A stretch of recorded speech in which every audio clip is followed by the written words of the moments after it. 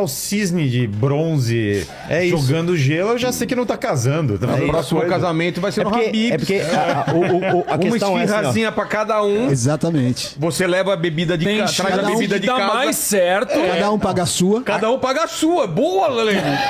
Cada um paga a sua. Exato. a questão é assim, ó. O afeto, ele não é controlável pelo ser humano. Nós podemos controlar as nossas decisões, mas não o nosso afeto. E quando a gente entende que afeto, ele não pode gerar decisão, uma decisão coerente. O afeto, ele vai gerar uma... Porque o afeto, no fim das contas, ele é um resultado de tudo que você experimentou ao longo da sua infância e adolescência. Então isso é muito ruim, você é uma consequência de atos, entendeu? Você é um empilhamento de fatos que aconteceram na sua vida. Isso não é vida humana. Você não tá vivendo, você tá existindo.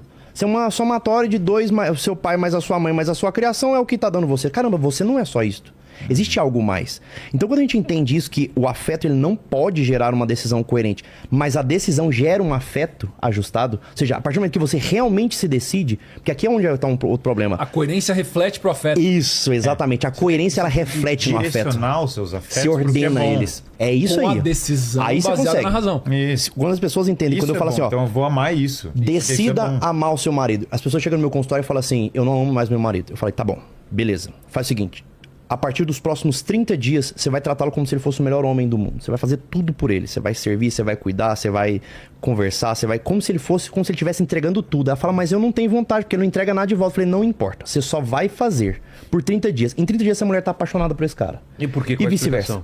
Porque quanto mais ela ordena a decisão dela, quanto mais ela entende que ela precisa fazer aquilo, ela vai ordenando os próprios afetos. O afeto reflete a decisão racional. Reflete, é isso aí. O que acontece? Ela começa a ver que os erros dele estavam amplificados na cabeça dela. Segundo, ela começa a ver que as qualidades dele, ela estava esquecendo elas completamente. Então ela vai reordenando o olhar dela. A gente chama isso, no fundo, filosoficamente, falando de respeito. É respeito, é olhar de novo. Ou seja, ela olha de novo aquele homem que antes ela não notava. Ela achava que ele era um combo de erros. Ah, ele só erra, ele só faz isso, só faz aquilo. Eu acho muito engraçado que uma das formas da gente identificar o discurso afetado, o discurso movido pela emoção, ele usa muitas palavras assim, ele nunca faz, ela sempre faz, você é só isso. Nossa, como eu odeio gente que coloca tudo no sempre ou nunca. Absolutismo, né? É isso, o Eu nunca faço superlativo nada das certo, coisas. então. É isso. Na verdade, o argumento, toda vez que você tenta se justificar demais pra explicar alguma coisa, esses dias eu tava conversando com um casal, eu tava conversando com eles ao mesmo tempo numa consulta. E aí ele queria falar pra ela que ela era consumista. Ele começou assim, ó. Você tem 37 anos, você entendeu? Ou seja, ele começa validando, ou seja, 37 anos você não pode gastar mais do que você gasta. Tá. Ele começa lá atrás. Você tem 37 anos e você é uma consumista maluca. O que ele queria falar pra ela? Amor, você tá gastando demais com a Amazon. Era só isso. Você entendeu? E o que ele queria falar era isso. Só que você entende como é que o argumento... Os superlativos O afetivos. argumento dele é afetivo demais, ele é histérico no argumento. Isso mata o relacionamento. Agora, Vira aqui, uma tese, né? é isso. Quando a pessoa entende que o amor, ele é sobre um processo decisório e sacrificial, isso que o Lucas falou várias vezes aqui, ele é um processo decisório e sacrificial, e o afeto vai vir disto, eu acho que você aprende nessa dinâmica a principal das naturezas do relacionamento humano homem e mulher, que é a tal da natureza do perdão. Se você não entendeu essa... Não tem como se tornar um marido ou uma esposa sem você entender o que é a dinâmica do perdão. Porque o perdão... Achei muito engraçado. Às vezes a pessoa fala assim... eu não sei se ele merece perdão, não sei se ela merece perdão. Olha, peraí. Se ele merecesse perdão, já seria uma obrigação sua dar.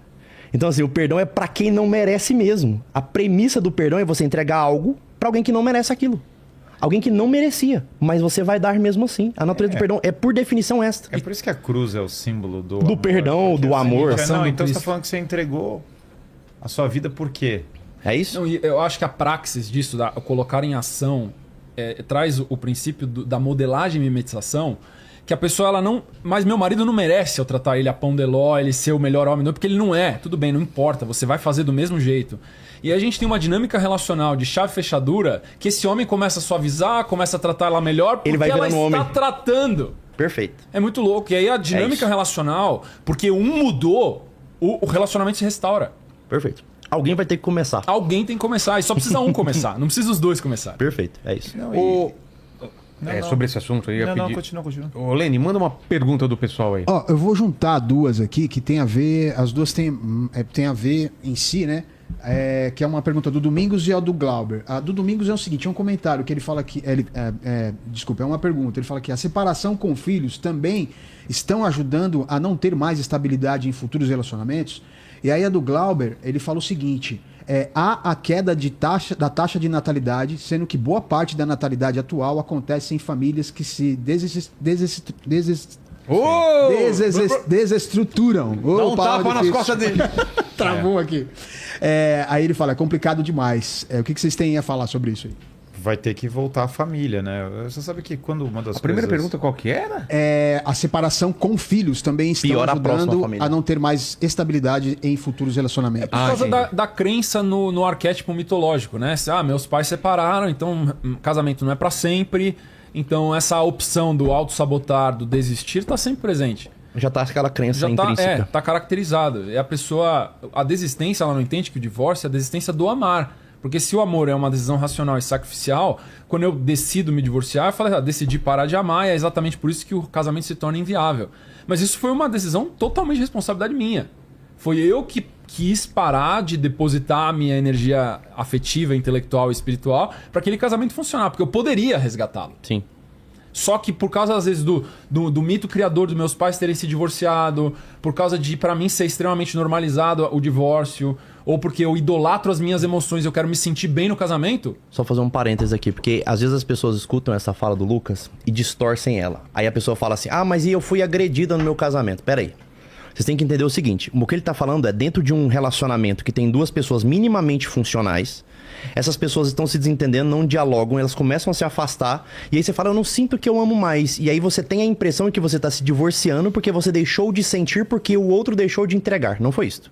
Você está se divorciando porque você decidiu parar de entregar, não visualizando o que o outro entregava. Perfeito. Você não tinha noção do que o outro estava E entregando. muitas vezes é falta de visão, É isso. de entender aquele amor que o seu cônjuge entrega pra você. É isso aí. A Mariana tá falando, e quando você trata o outro melhor e a pessoa não melhora?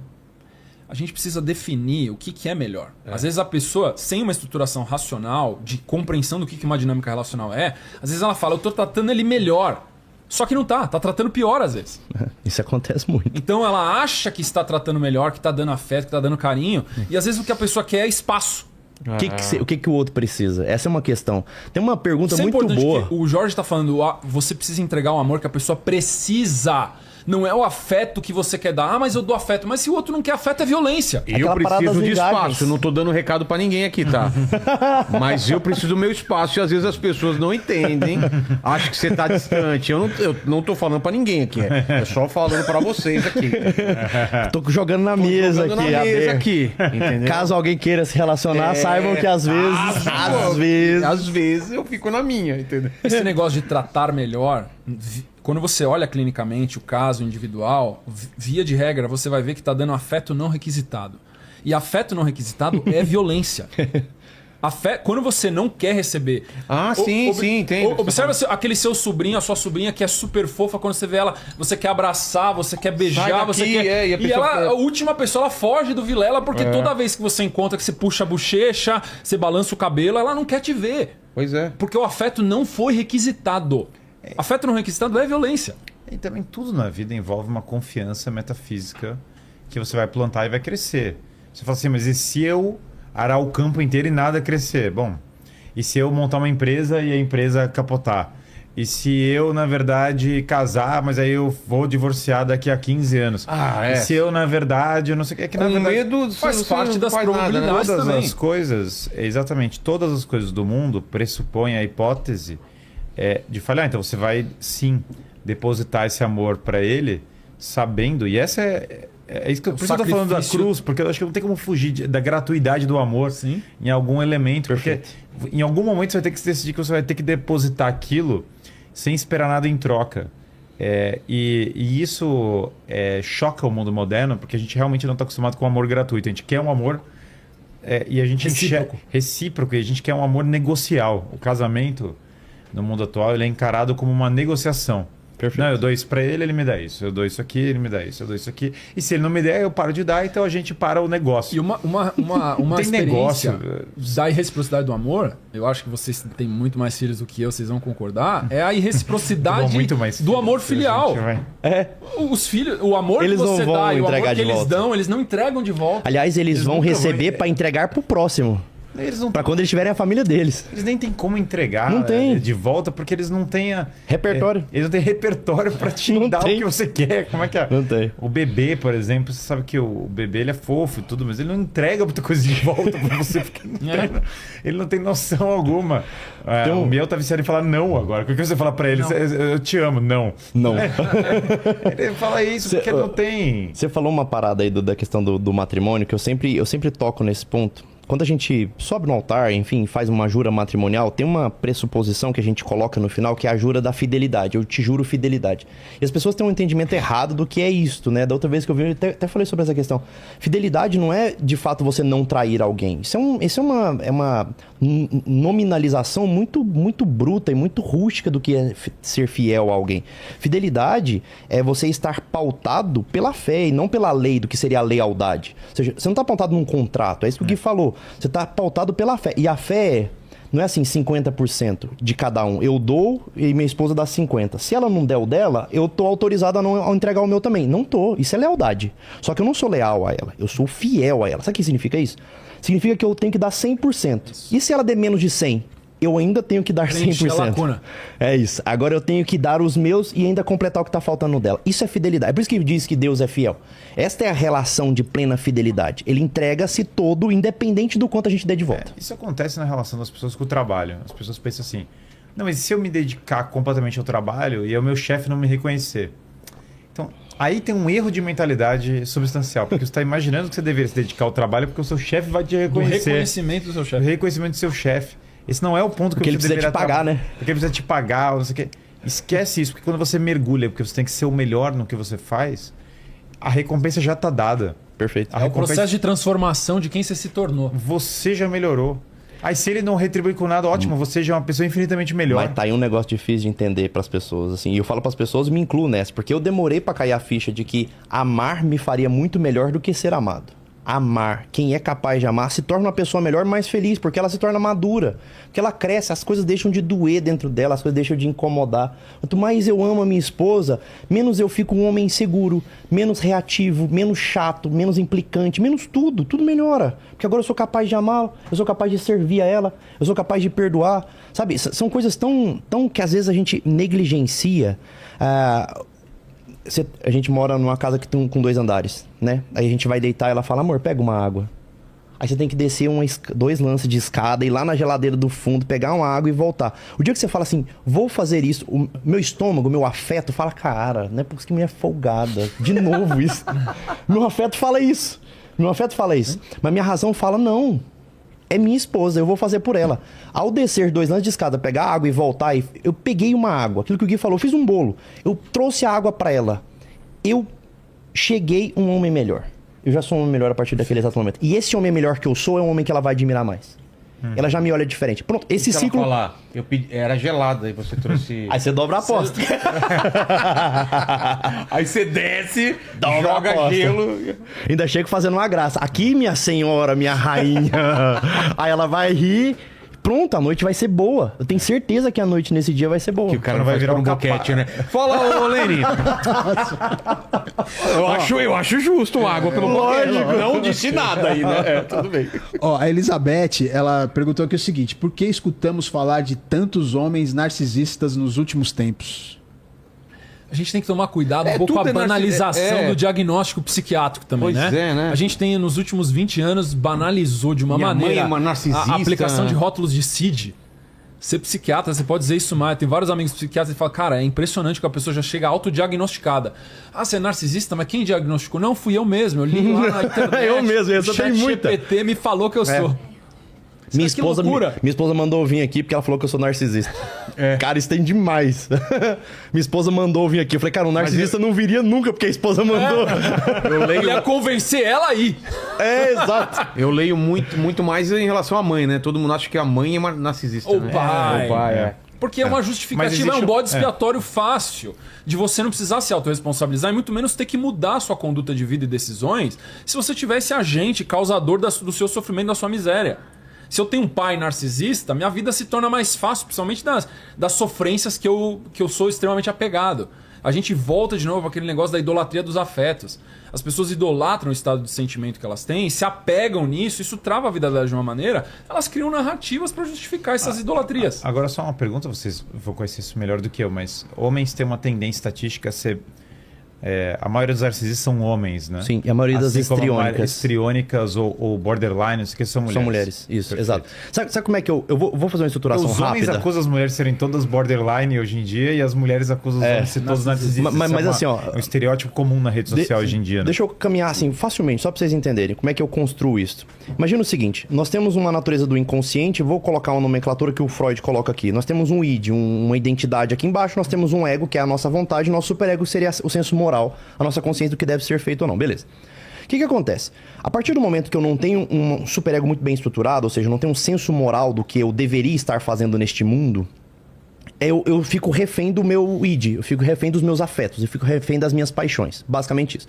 A minha vontade, a gente chama ela de ego, né? Porque o ego ele tem uma dupla função. Ele transforma o pensamento em ação e ele protege a minha identidade também. Ele tem o que é o cara egoísta? Ele tá se autodefendendo, é autopreservação, é só isso. Imagina o seguinte, o cara é uma criança, o menino é uma criança e ele tem um pai muito autoritário. Esse pai muito autoritário bate, briga, não sei o que, não dá carinho, não dá amor e dá, sobretudo, sobrecarrega esse menino de todas as maneiras possíveis. Esse menino, ele cresce com um afeto desajustado, ele aprende que o tecido de autoridade e manipulação funciona, ele é egoísta por natureza, porque ele precisa defender essa própria identidade, e ele não tem um superego formado para superar-se a si mesmo. Então ele é um egoísta, imaturo, manipulador. Esse cara conhece... Imoral. Esse cara vai conhecer uma menina que passou pelo mesmo processo, só que o pai era ausente. Não era um pai autoritário, mas era um pai ausente. Essa menina cresce com uma necessidade afetiva gigante. Lá na frente é a mesma coisa, ela tem um afeto mal formado, um id mal formado, então ela é egoísta também, porque ela também protege essa identidade. Ela é também imatura, porque ela também não teve uma formação do superego do que é ser mulher. Ela é imoral, porque ela não criou esse senso moral, só que ela usa uma outra estrutura. Ao invés da manipulação, ela usa essa carência afetiva extrema. Hipersensibilidade, né? Hipersensibilidade. Esses dois não são... ele não é narcisista e ela não é histriônica. Os dois são dois egoístas imaturos. É só isso. E são um encaixe perfeito, né? E são um encaixe perfeito. Aí eles vão se relacionar e vão ter um relacionamento tóxico. Exato. Ela vai chamar ele de narcisista, ele vai chamar ela de histriônica. Ou borderline. Louca. E isso É isso que vai acontecer. E isso acontece com qual... Frequência? Frequência Alta no mundo frequência. atual. Altíssima frequência. Tipo, Altíssima frequência. Porcentagens altíssimas dos relacionamentos atuais. Majoritariamente. Difícil eu te dizer, assim, mas no meu consultório, sei lá, se eu fosse juntar um número, assim, pelo Tem menos uma amostragem 60... de pessoas que aparecem Pelo aí menos procurando ajuda, né? 60 a 70% de todo o meu consultório Eu acho é esse que- tipo de eu- perfil. É esse ah, perfil. Relacionamento, Eu acho- no caso, os dois são imaturos. Os dois são E aí imaturos. os dois entram num relacionamento procurando corrigir. E eles são complementares suprir. psiquicamente. É isso. Entendi. São complementares. Eu vou na Pareto, 80%. Aí, pronto. É por aí. Vai dar isso aí. Entendi. Então Agora, tem uma ambos... olhando a experiência clínica do consultório, tem uma propensão muito grande a muitos casos serem homens imaturos com mulheres imaturas que se juntam. É Não isso. existe um Concretamente. maduro com imaturo. Não existe. Porque o maduro, ele Porque não dá amadurece. encaixe. Não encaixa. É um Entendi. Tetris. Mas não existe porque o cônjuge maduro tende a puxar o imaturo Tende. para a maturidade. Puxa e o cônjuge maduro frita o imaturo não consegue tolerar a convivência com o maduro. Não consegue. Entendi. Não consegue. Sabe o que acontece? Esses dois... Mas existe o mesmo Eles caso de chegar acham que tem no CID. consultório da pessoa que é madura e tem o cônjuge imaturo. Às vezes chega porque eram dois imaturos, o imaturo começou a amadurecer. Entendi. Agora ele quer alternativa de como Mais ajudar o comum, outro. na verdade, nesse caso é que eram dois e um se desenvolveu antes do outro. Isso, aí ele, Tá. tem, Isso ele pode tá acontecer. buscando alternativas pra tentar puxar o outro. É que aí a gente Entendi. entra naqueles processos de crise de identidade ou crise Isso. existencial, que um teve uma epifania, uma teofania, e Isso. aí gerou uma defasagem gigantesca na dinâmica Distancia. relacional. Perfeito. Mas eles sentem essa forte desconexão. Isso. Entendi. Eles sentem que não são compatíveis mais e talvez queiram que seja temporalmente. É isso. Porque um deu o salto É. antes do outro. Perfeito. Agora, uma questão é necessário as pessoas entenderem que nenhum dos dois tem CID aqui. Nenhum dos dois é um transtorno psiquiátrico. Nenhum dos dois. Os dois precisam amadurecer. Ambos precisam amadurecer e parar de agir pelos você afetos. estima que realmente diagnosticaria como uma CID desse percentual de 80% que diz que tem? Quanto que você estima que seria? Uns 2% no máximo. No máximo. Não passa disso. Uns 2% no máximo.